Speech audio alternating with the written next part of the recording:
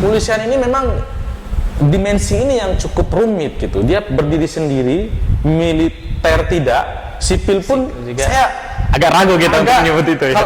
Agak ragu karena apa? Dibuktikan dengan PP tadi yang saya sebutkan, belum lagi ada Perkap nomor 14 tahun 2011 tentang kode etik. Hampir tidak mungkin gitu seorang Barada melawan Jenderal Bintang gitu. Bintang 2 ini melatih aja dia takut gitu kan. Melatih aja siap gitu kan. Apalagi Bintang ini kan, Bintang 2 gitu. Nah, ukuran Barada kan ya pastilah, jangankan nembak, cincang-cincang pun ya. Kalau Ferdy Sambo terbukti, itu bukan orang yang mencintai kepolisian gitu. Orang yang mencintai kepolisian itu harus menjaga marwah kepolisian. Open your mind, bicara santai. Nah, hari ini saya mau bicara santai dengan seorang akademisi di Fakultas Hukum Universitas Mataram. Beliau adalah seorang dosen hukum pidana di Fakultas Hukum Universitas Mataram. Kemudian banyak sekali berinteraksi dengan penegak hukum, kemudian memediasi banyak sekali kasus-kasus hukum yang banyak berinteraksi dengan pihak kepolisian. Ya. Nah, ini kebetulan kita mau bicara tentang kepolisian. Bahasanya mungkin kita mau gibahin institusi kepolisian nih, Bang. Kira-kira kayak gitu, Bang ya? Betul. Ya. Oke, saya sedang bersama dengan Bang Taufan, ya, dosen Fakultas Hukum Universitas Mataram. Malam, Bang. Selamat malam, Bang Yusril. Gimana rasanya udah 2 kali mampir di podcast Bicara Santai, Bang? Ya, luar biasa. Saya sangat bersemangat ketika diundang oleh Bang Yusril karena saya lihat podcastnya cukup tumbuh subur dan juga pembicaranya tentunya berkompeten. Iya, apalagi yang kita undang sekarang tentunya seorang akademisi. Lebih khusus teman-teman, kita mau bicara tentang institusi kepolisian. Kita mau gibahin ya polisi di negeri ini, Bang. Punya banyak pengalaman tentunya bertemu dengan para penegak hukum yang sekarang ingin kita bicarakan di podcast ini.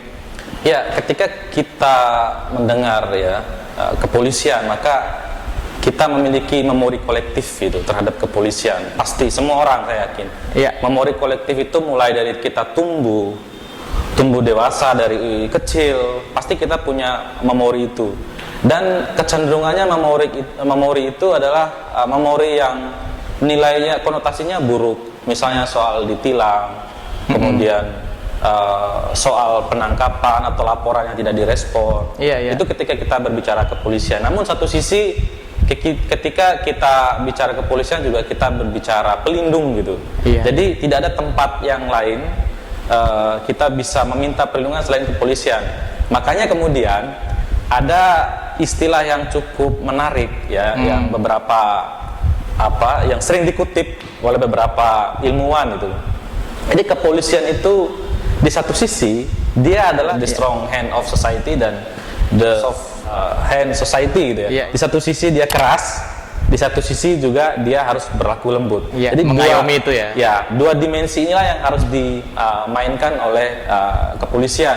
Makanya juga berkembang dari dia yang memiliki watak keras, tangan kirinya kekerasan, tangan kanannya juga harus memegang dasi, wanita dan bunga gitu. Banyak tulisannya Abang, saya pernah baca tulisannya Abang tentang tindakan represif yang dilakukan oleh kepolisian. Kemudian Abang, saya perhatikan di sosial medianya ya, berinteraksi dengan penegak hukum, mediasi dan lain sebagainya. Kepolisian ini kan posisinya dalam hukum pidana, dia ini adalah bagian dari hukum pidana yang formil gitu. Jadi dialah yang menjaga hukum pidana yang material. KUHP penjaganya itu adalah kepolisian, gerbang dari sistem peradilan itu adalah kepolisian. Nah, makanya di samping saya menulis soal diskresi kepolisian secara normatifnya dan secara teoritisnya, kemudian juga membicarakan soal bagaimana respon atau efektivitas hukum ataupun penerapan hukum. Ketika saya membicarakan menulis soal kepolisian, itu artinya saya masih percaya sama kepolisian, percaya bahwa dia bisa berubah. Kalau saya nggak percaya, saya nggak akan nulis tentang kepolisian gitu. Saya banyak mengkritisi. Yang saya kritisi adalah orang-orang atau polisinya yang tidak menjalankan marwah kepolisian. Bicara tentang kepolisian nih Bang, sebagai gerbang pertama yang akan mengawal tegaknya hukum material lah kan, seperti itu. Kemudian dia harus punya kelembutan. Beberapa waktu yang lalu Bang, banyak sekali peristiwa yang seakan-akan menghilangkan kelembutan dari pihak kepolisian. Misal demo ada tindakan represif, kemudian Verdi Sambo, Iya, betul. Kemudian Kanjuruhan, dan yang terbaru nih Bang, Irjen Teddy Minahasa. Ya. Nah, pertanyaannya adalah bagaimana kalau pengawal hukum ini sendiri itu melanggar hukum, Bang? Nah, ini kan berbahaya bagi image dari penegak hukum itu. Makanya ini kan adalah sebuah ironi ya, ketika orang yang harusnya menjaga marwah hukum itu dia melanggar hukum sendiri. Makanya ini juga saya pikir relevan apa yang disampaikan Lord Acton ya. Kekuasaan itu kan cenderung korup. Korup ini bukan dalam artian tindak pidana korupsi saja, tapi arti secara teoritis korup itu kan bejat, kemudian perbuatan-perbuatan yang tercela gitu. Iya. Jadi semakin besar kewenangan yang dimiliki, misalnya rata-rata ini kan Jenderal Bintang 2. Nah, Jenderal Bintang 2 itu dalam struktur kepolisian ini dia memiliki kewenangan yang cukup luar biasa gitu. Nah, ini juga dipengaruhi oleh kita melihat sejarah dari kepolisian gitu. Kepolisian ini kan dia pasca kemerdekaan dia ada di bawah Kementerian Dalam Negeri ya. Cocok. Tapi setelah Republik Indonesia Serikat dia kemudian di bawah kekuasaan di Perdana Menteri. Kita kembali ke negara NKRI, kemudian dia ditempatkan di bawah TNI, satu atap dengan Kementerian Pertahanan Keamanan ya. Jadinya ABRI dulu. Namun tahun 97 itu kemudian lahir TAP MPR yang kemudian terjadi evolusi hukum ya. Kemudian 98 reformasi, kemudian tahun 2002 itu lahir Undang-Undang nomor 2 tahun 2002 tentang kepolisian. Nah, ini juga hasil amandemen dari Undang-Undang Dasar ya, yang memisahkan antara TNI dan kepolisian. Sehingga sejarah ini juga mempengaruhi nah, gitu. Jadi dia masih ada nuansa militeristik dalam pengelolaan kepolisian itu masih ada. Nah, artinya sistem yang dibangun dalam kepolisian ketika terjadi pelanggaran disiplin ataupun kode etik itu masih mengikuti militer gitu. Nah, sehingga nuansa militeristik itu masih sangat kuat, walaupun ya ada keinginan untuk menanamkan kepolisian ini ke dalam tubuh sipil. Tapi kalau mau menanamkan ke tubuh sipil, logikanya adalah harus dikembalikan ke Kementerian Dalam Negeri, seperti di Belanda, atau pasca kita merdeka dulu Soekarno langsung menempatkan kepolisian walaupun dengan keterbatasan ya. Nah, logikanya begitu. Nah, kepolisian ini memang dimensi ini yang cukup rumit gitu. Dia berdiri sendiri, militer tidak, sipil pun saya agak ragu kita untuk menyebut itu ya. Agak ragu karena apa? Dibuktikan dengan PP tadi yang saya sebutkan, belum lagi ada Perkap nomor 14 tahun 2011 tentang kode etik kepolisian gitu. Sehingga ini yang mempengaruhi. Jadi kekuatannya besar, bintang 2, sehingga manusia itu kan ketika diberi kekuasaan, maka kecenderungannya dia adalah dia mendominasi ya kelompoknya. Nah, itulah yang kemudian salah satu persoalan ya. Sehingga juga kepolisian berupaya ya untuk terus membangun itu, misalnya di pasca lahir undang-undang baru 2002 itu ya disematkan kepolisian ini bersahabat masyarakat karena ingin melepaskan identitas militer yang keras itu gitu. Itulah Bang Yusril gitu. Karena banyaknya insiden, apalagi nih Bang, bintang 2 Bang, perwira tinggi, seakan-akan seperti gayung bersambut nih. Dalam kurun waktu nggak sampai 5 bulan atau 3 bulan Bang, ya, 2 bintang 2 kita terseret kasus hukum Bang. Nah, publik akhirnya bertanya Bang, kalau bintang 2, kalau polisi saja kondisinya seperti ini, gimana lagi mereka mau menggantungkan harapan dan mengayomi kita? Nah, saya pikir itu anggapan yang normal dari publik ya, karena sistem komando itu tadi kalau atas ngomong A kan gitu kan, ya A gitu di bawahnya.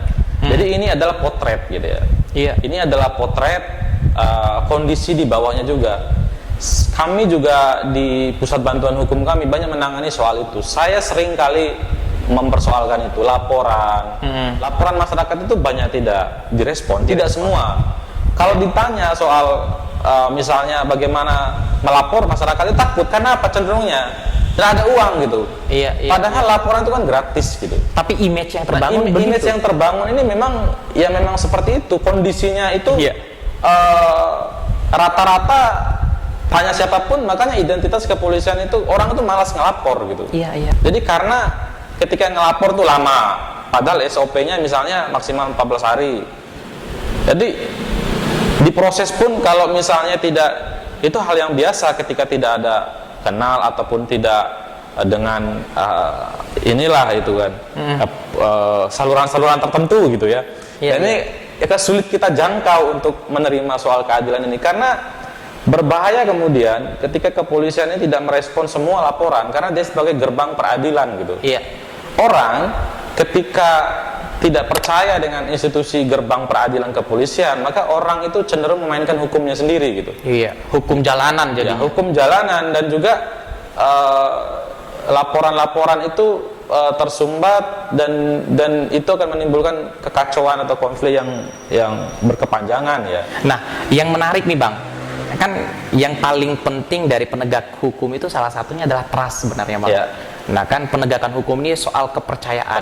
Nah kan, bagaimana masyarakat bisa percaya? Pertama kalau kondisinya seperti itu. Kemudian kedua Bang, seperti yang Abang sampaikan tadi bahwa bintang 2 di atas nih udah kayak gini nih.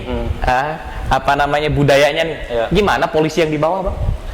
Ya. Ini Kita mungkin tidak bisa mengeneralisir atau berasumsi ya, tapi kita ya harus ya mencoba melakukan pendalaman mungkin ya. Kalaupun memang kita harus percaya sama institusi kepolisiannya ya, tapi jangan gampang percaya sama orang-orang yang ada di dalamnya gitu kan. Kita harus selamatkan institusi kepolisian gitu. Oke.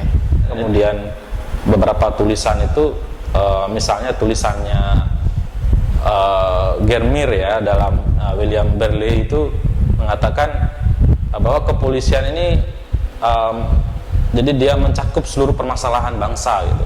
Jadi satu sisi dia juga harus mempertanggungjawabkan semua yang dilakukannya gitu. Jadi semua masalah bangsa itu kan kepolisian yang ngurus gitu. Sistemnya mereka ini kan sistem, masih ada sistem komando itu ya. Jadi mereka punya hubungan yang langsung vertikal dengan atasannya. Jadi hierarkisnya tuh masih kental jadi, ya. Atasannya yang merekomendasikan pindah segala macam gitu. Nah ini yang kemudian yang kita khawatirkan, dia lebih patuh taat sama atasan ketimbang terhadap hukum. Nah ini yang kemudian kenapa orang saya pikir wajar-wajar saja melihat bintang 2 saja gini, apalagi yang bawah, karena itu tadi kita lihat konsep normalnya gitu. Iya. Jadi dia bertanggung jawab kepimpinan yang bawah ini. Jadi ketika pimpinan ngomong A, walaupun A ini salah, ya di bawah itu ya juga tidak berani nolak gitu. Kalau nolak nanti dipindahin ke pelosok kira-kira begitu lah. Itu hal yang biasa, itu yang harus kita benahi gitu. Iya. Jadi hampir tidak mungkin gitu seorang Barada melawan Jenderal Bintang gitu. Bintang 2 ini melatih aja dia takut gitu kan. Melatih aja siap gitu kan. Apalagi Bintang ini kan bintang 2 gitu. Melatih 1, 2, 3 aja. Nah ukuran Barada kan ya pastilah, jangankan nembak, cincang-cincang pun ya ini bercandanya ya. Ini soal ada norma yang keliru gitu saya pikir. Makanya kemudian apa yang harus kita lakukan? Reformasi kepolisian. Oke. Itu dari yang Abang sampaikan tadi yang saya perhatikan ada semacam pergeseran nilai gitu kan. Ya. Polri atau polisi lebih cenderung mengikuti atasannya daripada aturan hukum yang harusnya mereka perjuangkan. Ya. Padahal perintah atasan belum tentu benar. Betul. Nah, tapi sebelum kita lanjut Bang, ya kita mau coba dulu satu produk dari roti gembong Mandalika Bang. Saya penasaran tadi, ini yang merah-merah kok saya tadi tawarin. Ternyata sesi ini sudah saatnya nih, udah saatnya nih. Ya. Jadi di podcast kali ini Bang, sama seperti di podcast sebelumnya, itu kita disupport oleh roti gembong Mandalika. Ya. Salah satu oleh-oleh khas Lombok yang mungkin sangat recommended untuk para viewers kalau datang ke Lombok bisa jadiin roti gembong Mandalika sebagai oleh-oleh. Dan teman-teman aktivis ya, viewers yang ada di Lombok sekitar Mataram, nanti outletnya saya cantumin di deskripsi video dan kontak pemesanannya saya cantumin di video. Sebelum kita lanjut untuk gibahin polisi, kita cicipi dulu ini Bang, cabe Bang. Makanya saya lihat ini dia sudah cukup populer sekarang ya. Oh gitu Bang ya. Ya, jadi lihat bungkusnya sudah mulai familiar gitu Bang ya. Oh, besar juga ukurannya ini. Oh iya, namanya roti gembong Bang, gembong gede Bang. Bismillahirrahmanirrahim. Gimana rasanya bang? Rasanya tiramisu ya, cocok. Bukan Iya. saya juga kan penikmat kopi gitu ya. Oh siap. Dan ini juga saya lihat ini banyak rasa-rasa ya. Iya, varian rasanya banyak banget bang. Jadi teman-teman kalau udah mau pesan roti di Roti Gembong Mandalika nggak bakalan kebingungan ya tentang menunya. Banyak sekali varian rasa yang bisa teman-teman dapatkan dan ini recommended nggak bang? Enak nih, lembut rotinya. Lembut bang ya? Cocok Iya. Lembut dipadu dengan ini krim tiramisunya enak. Lumer Pas. banget. Iya. pas. Nah, ini bang, kalau udah coba sekali, ketagihannya seumur hidup. Wah, seumur hidup. Seumur hidup tuh ketagihannya. Nanti pasti abang habis video ini pesan lagi. Saya nanti ini cocok untuk anak juga, ini cocok ini lembut Nah, ya. lembut bang, Nah, lembut. Nah, betul. ini cocok banget buat anak, kemudian keluarga, ya. Betul. Bukan hanya untuk dijadiin oleh-oleh, tapi bicara santai seperti podcast bicara santai ya, kita enak enjoy. ngumpul bisa. Nih pernah sih saya beli ini. Pernah ya? Kayaknya udah ketagihan nih. Habis ini kita eksekusi nih lebih Iya, banyak iya. lagi bang. Ya makanya nggak sabar ini. Nanti nggak jadi kita lanjutin kalau lanjut makan ini kan. Saya bilang bang, kalau udah coba sekali ketagihannya seumur hidup. Berarti aman lah, kita gibahin kepolisian lah sekarang Ya. bang ya. Nah, kita lanjut bang. Kan kasus kemarin yang terbaru nih, yang viral banget itu Irjen Teddy Minahasa. Iya. Itu menjual sekitar 5 kilogram Ya. barang bukti sitaan yang ada di Bukit Tinggi. Itu abang sebagai seorang akademisi ya yang sering berinteraksi dengan kepolisian, melihat peristiwa ini sudah mencerminkan yang seharusnya terjadi atau kira-kira gimana bang? Ya. Dan dampaknya bagaimana kira-kira bang? Ya tentu ini bukan kondisi ideal yang diinginkan kita semua ya, karena kepolisian yang harusnya itu dia menjaga marwah hukum itu sendiri, tapi dia melakukan pelanggaran ya. Iya. Jadi kita juga akan tunggu perkembangannya ini seperti apa, karena di media ini kan cukup banyak berkembang ya, Iya. isu-isu Cocok. penangkapan itu. Jadi sebenarnya soal penjualan atau pengambilan barang bukti itu cukup lama ya kalau kita sering di dunia kepolisian ya, misalnya barang bukti gitu. Makanya saya juga sebenarnya gini Bang Yusril ya, mungkin dalam kesempatan ini saya itu kenapa sih dimusnahkan gitu kan? Saya kan dimusnahkan itu jangan-jangan udah dicek belum isi dari minuman itu, jangan-jangan diganti air Iya, gitu atau kan? misalkan kalau kardus katanya narkoba semua, Ya. benar nggak isinya tuh? Nah, benar nggak isinya narkoba? Makanya saya atau mungkin sudah dilakukan ya. Cuman saya sayang aja dimusnahkan gitu kan. Kan bisa digunakan untuk kepentingan medis misalnya. Iya. Misalnya atau kepentingan lain seperti minuman ya, atau bisa dijual lagi segala macam. Ya banyak pola yang bisa digunakan. Toh ada juga kan yang legal gitu. Kemudian dampak apa gitu?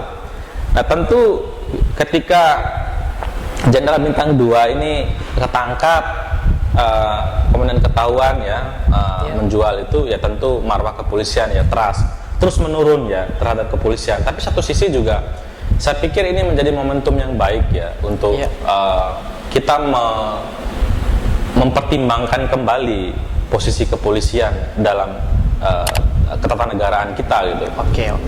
Jadi dampaknya itu saya lihat ya oke lah negatif ya, tentu ini menjadi ruang untuk perbaikan ya, tapi perbaikannya jangan hanya saya agak terganggu perbaikan kepolisian ini kan hanya soal bagi sembako, turun ke jalanan.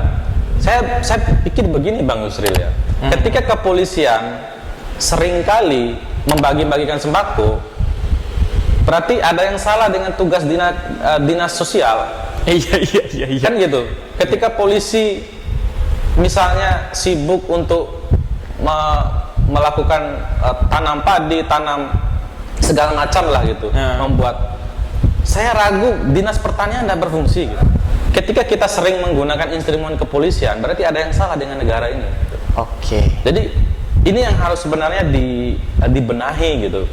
Iya. Jadi memperbaiki citra itu bukan turun ke jalan Bagi-bagi sembako, apalagi lempar kaos. Bukannya saya keberatan, bagus. Cuman membenahi citra itu sebenarnya menunjukkan penangkapan besar seperti kemarin. Seperti itu sebenarnya yang harus prestasi yang harus ditingkatkan oleh kepolisian. harusnya ngatur aja tuh lalu lintas, atau harusnya urus itu laporan yang belum direspon gitu. Oke. Jadi kan ada tupoksi masing-masing gitu. Proporsional gitu, Yang Bang. saya ingin kritisi itu kan soal perbaikan citra itu. Saya pikir itu sudah tidak relevan lagi. Saatnya sekarang itu mereposisi ya kepolisian yang ada, mempertimbangkan. Diskusinya harus naik kelas sekarang.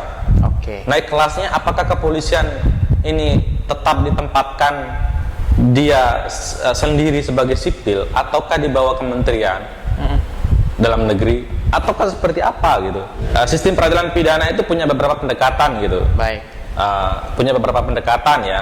Misalnya yang pertama dia menggunakan pendekatan normatif. Ada pendekatan normatif, pendekatan administratif, dan pendekatan sosial gitu. Iya. Nah, kepolisian kita ini kan kalau kita anatomi isi peraturan perundang-undangannya, kepolisian kita ini mencoba mengadopsi itu semua. Norma. Jadi dia beberapa ahli mengatakan dia law enforcement ya, penerapan hukum. Jadi dia mengutamakan norma gitu. Iya. Jadi kaku gitu. Iya. Itu ya juga kepolisian kita. Yang administratif itu juga gitu. Iya. Nah, yang ketiga sosial ini itu juga yang ingin coba dibangun gitu. Ditampakkan. Ditampakkan jadi tiga dimensi ini yang kemudian mau ditunjukkan oleh kepolisian itu, pendekatan sosial atau social defense ya, jadi perlindungan masyarakat. Saya pikir diskusinya itu harus dinaikkan ke hal-hal yang aspek teoritis, Yang lebih substantif. yang lebih substantif gitu. Iya, Perubahan kepolisian ini gitu. Hadirnya podcast hari ini juga salah satu upaya kita untuk mendorong itu sebenarnya, Ya, Bang. ya. Diskursus kritis tentang perbaikan institusi kepolisian ini Ya. semakin baik hari Ya. demi hari. Karena yaitu 3 bulan terakhir bintang 2 udah Ya. dua ini tersandung kasus hukum. Ya. Ini ironi ya, berarti something wrong dengan penegakan hukum kita dengan orang-orang yang ada di dalam yang menjadi bagian dari proses penegakan hukum kita. Ini tulisannya Badan Nawawi misalnya di Ceko dia bandingkannya. Jadi perlu ada lembaga yang lembaga itu yang kemudian menjadi lembaga induk ya untuk pencegahan ya. Nah, saya pikir model ini yang bisa juga dibangun ya, bagaimana kepolisian di dalamnya itu bisa diintegrasikan ya fungsi-fungsinya. Karena polisi ini dia jalan sendiri gitu. Benar. Jadi tanpa pengawasan gitu, walaupun ada Kompolnas, walaupun ada ombudsman misalnya, jarang orang yang bisa intervensi ke dalam ya. Justru dia akan dilibas gitu kan. Oke, artinya semuanya itu dimulai dari dalam lah kayak gitu, dari struktur kelembagaan itu sendiri. Nah, itu poin dari Bang Taufan ya. Yang menarik juga, Bang, ketika kita kemarin nonton mungkin viral tuh, Bang. Pas Kapolri habis pertemuan dengan Presiden bersama dengan seluruh jajarannya sampai daerah, konferensi pers ketika menyampaikan Irjen Teddy Minahasa ini sebagai pelaku dan lain sebagainya, gemetar, Bang. Itu yang sampai viral di media, gemetar tangannya Kapolri. Artinya ada beban besar itu, Bang. Reaksi psikologis ya. Iya. Ya mungkin habis instruksinya yang mungkin tegas ya Presiden Joko Widodo itu untuk mengingatkan ya untuk hati-hati, kemudian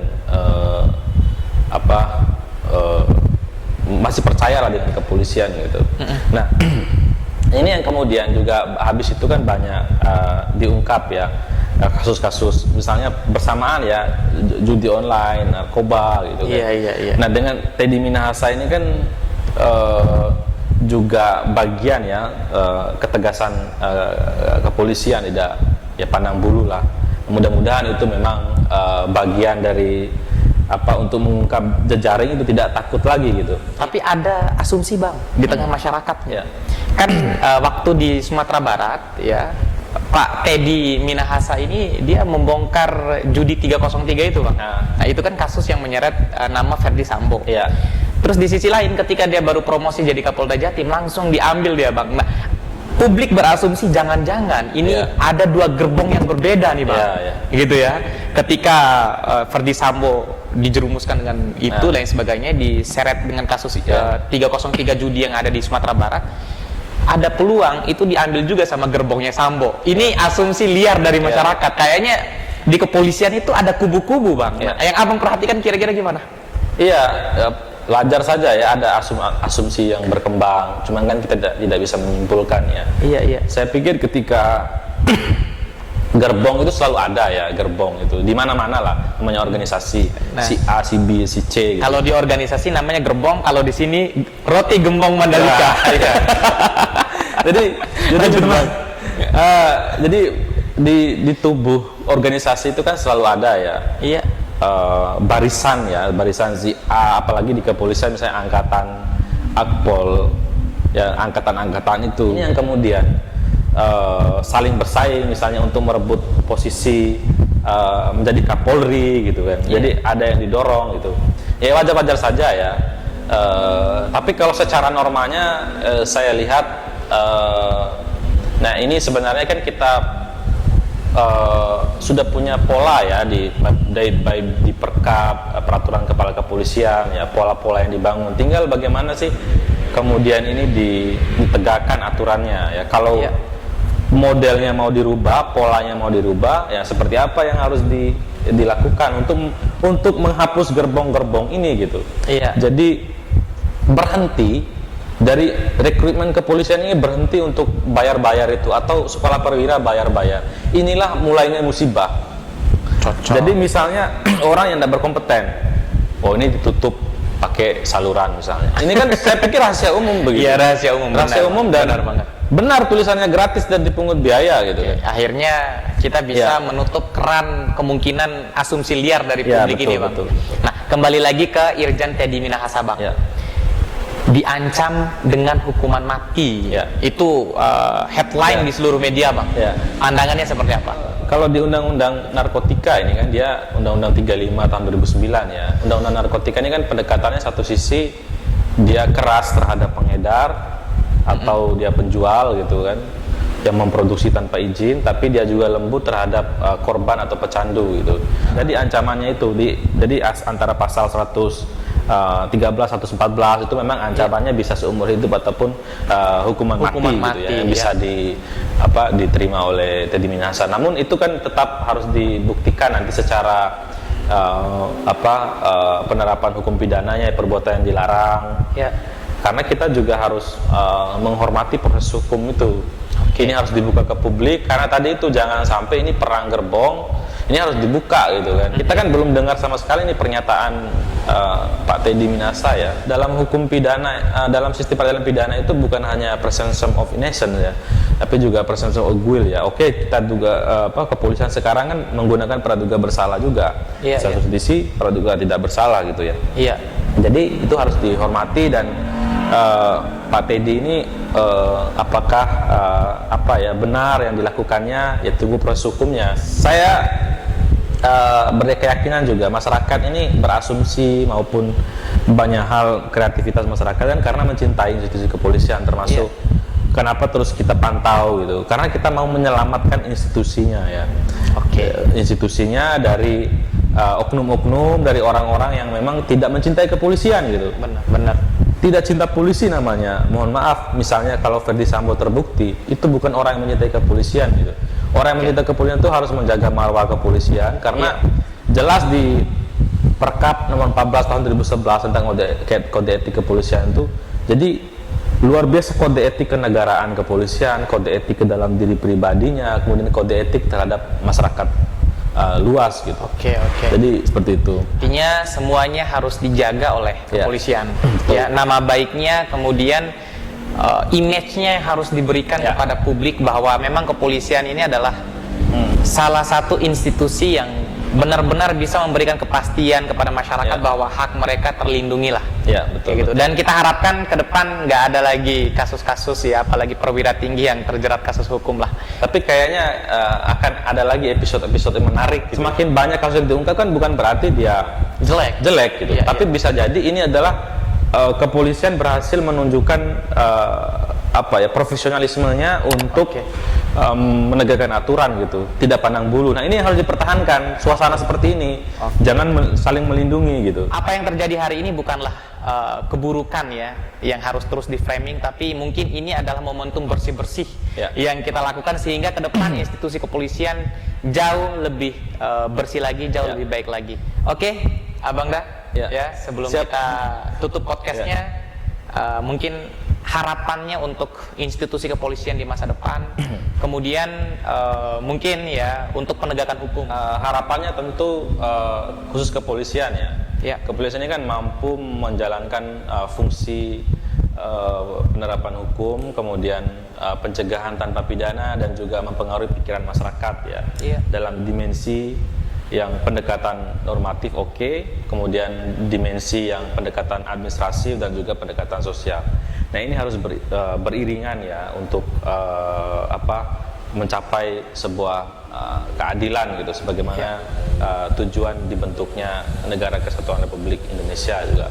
Nah kemudian kepolisian ini juga bisa dipertimbangkan ya, kita memikirkan model atau mereposisi dari kepolisian ya, apakah tepat ya, mempertimbangkan bukan berarti mengganti ya, karena harus kita pikirkan model-model itu yang seperti apa sih di negara-negara lain, kemudian kita cocokkan di Indonesia seperti apa.